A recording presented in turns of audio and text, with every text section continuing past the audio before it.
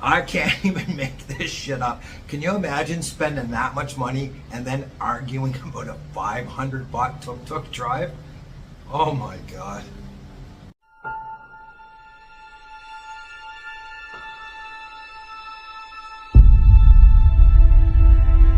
Why, hello there guys, and welcome back to Tales from Thailand with me, your crazy kooky host. Yes, this is Thailand's happiest hobo, sharing with you the craziest story I have about meeting a subscriber. Now guys, listen, I'm actually going to release this in a two-part series called The True Confessions of a Bangla Road Gogo Bargirl Addict, okay? And this is just, a lot of people have asked me, Doc, what's the craziest thing you've ever seen here on Phuket? Well, I have people reach out to me all of the time through YouTube, Facebook, different things like this, Instagram, and they're like, Doc, listen, I'm going to be in town, would love to take you out for a beer or two. And typically here's what happens, okay? I'll talk to them at first, I'll find out whether or not they're crazy, because believe it or not, I meet some really whacked out people. Anyways, I will typically suggest, okay, listen, why don't we go to the Happy Cactus? I like going to the Happy Cactus because, to be honest with you, the beers are cheap, as I told you guys many times. Usually happy hour beers are 60 baht. The tacos are 45 baht. You know, it's a good place to sit down, talk, meet people. And what I really appreciate about the Happy Cactus is the girls there do not hassle you at all to buy them drinks or anything like that. If you buy them a drink, they really appreciate it, but nobody's there like pushing and pushing. I really enjoy that. That or I'll go down to Nikki's Handlebar. I love Nikki's. You guys have seen my videos about Nikki's, and it's also a really good spot to sit down. You know that you can talk and it's not going to turn into anything totally crazy. Once in a while, I will have a subscriber who insists on going out to Bangla Road and tying one on. Usually I say no. However, this one guy, you know, he tried a couple of different times. He comes here quite frequently, and one time he was able to convince me to go down to Bangla Road, and I was getting blown away. So guys, I have decided to do this quick two-part series talking about just how crazy it is. So again, this is the true confessions of a Bangla Road Gogo Bar Girl Addict. And you're not going to believe this. I wouldn't believe it either if I hadn't seen this for myself, because this is like nothing I can ever possibly imagine or fathom. Okay, I worked incredibly hard for my money, and you know what? A lot of people call me cheap, a lot of people call me frugal. I think I'm smart and intelligent with my money, and I don't like to waste it. I can't say the same about Jeff.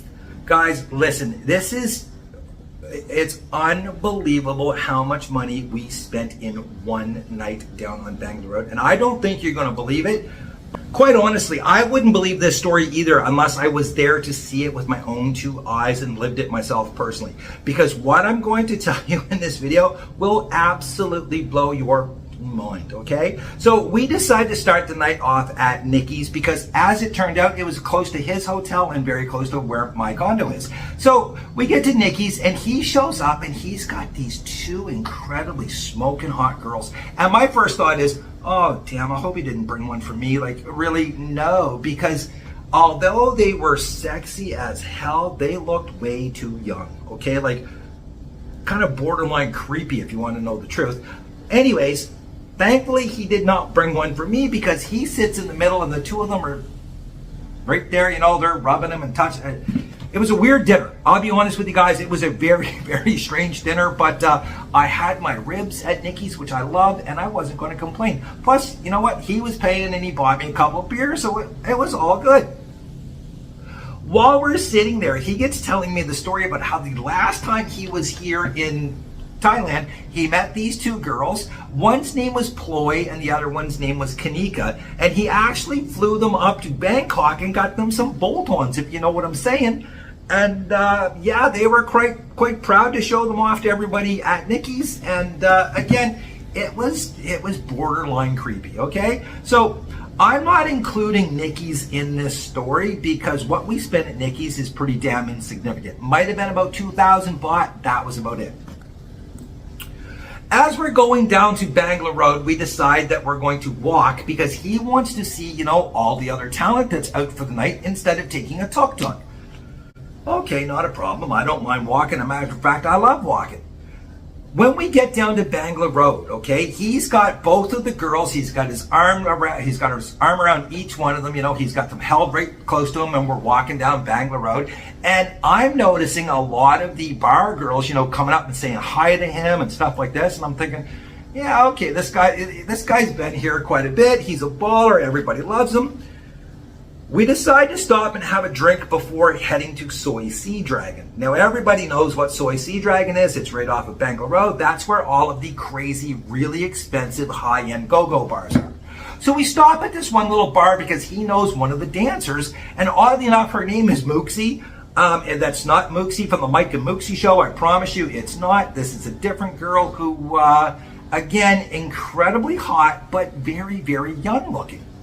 So anyways, we sit down and he orders a shot tower. Now guys, I'm going to be perfectly honest with you. I have seen the shot towers before, but not being someone who does this kind of stuff on the regular, I had no idea how expensive they were. And this one shot tower was 5,000 baht. And I think there was about, I want to say, 20 shots on it, and that was it. However, with that 5,000 baht, Mooksy comes down off of the stripper's pole and starts essentially dry humping him right there in front of his two dates. And I thought, this is, again, borderline creepy. Anyways, I got a beer, and my beer was 100 baht, which Jeff also paid for. Yeah, again, he's telling me he's taking me out, he's treating me. Money's no object to him, which became painfully apparent, and yeah, it was anyways, 5,100 baht was our bill until he decides, because his two friends get convincing him to bar find Mooksy and bring her with us drinking. Again, I'm thinking, I hope he's not getting her for me, but nope, he's not getting her for me. He's bringing her for him as well. We go down to Soy Sea Dragon and we go into a couple of the different bars and stuff. We have a few drinks here, have a few drinks there. Nothing out of the ordinary, nothing really crazy. And I'm really not paying that much attention, to be honest with you, because I find this experience very unsettling, and it's just not my vibe, okay? It's honestly not. So we decide at that point it's time to head over to the big daddy of them all. We're going to Harem.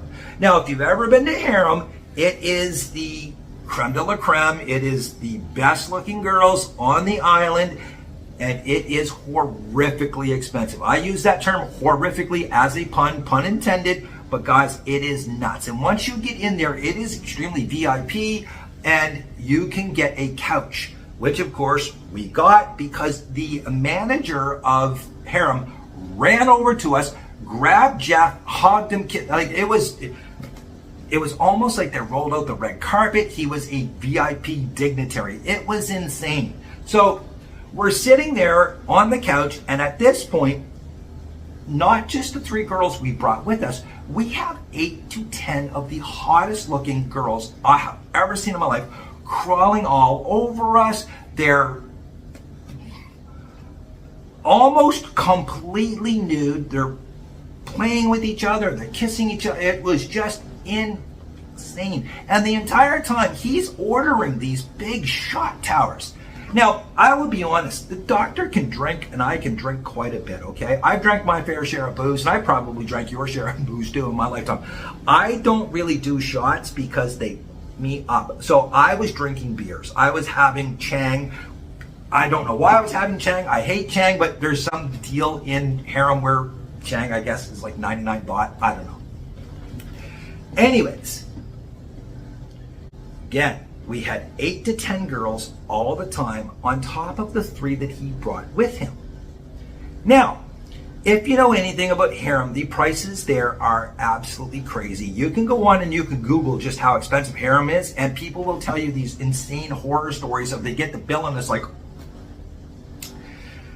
Jeff didn't give a shit. I'm going to tell you something. He was buying these great big huge shot towers, and he was just getting one after another after another.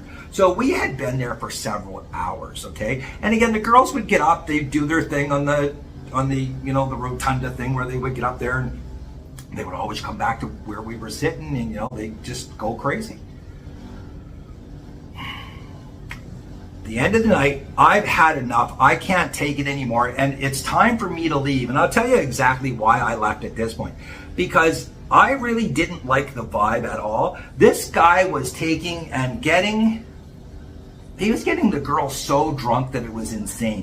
One girl that was with us, she was so drunk, she was actually getting sick after every shot, and he kept plowing the booze into her, and it was like a badge of honor every time and to me it's absolutely gross. I mean, I got to be honest with you, it was just, at that point I was kind of disgusted. So anyways, it's time for everyone to leave, and he decides he's going to bring not one, not two, not three, not four, five of the go-go dancers with him, on top of the girls he already has. Now, the girl that we bar found from the other bar, she got kind of pissed off, to be honest with you. I think she was like, man, this is just crazy. And she left. She just left us. So he's got his two girls that he's paying 10,000 baht a day for, okay? And now we have 5 of the hottest girls from Harem leaving with us.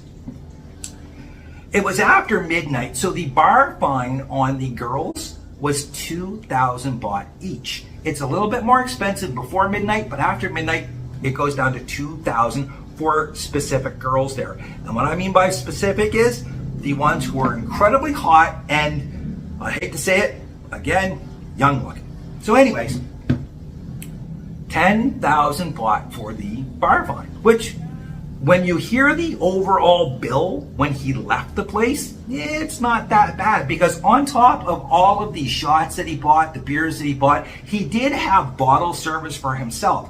Now, one thing I will say, he was very frugal about this, because he got a bottle of Bombay gin, and that had been from a previous night.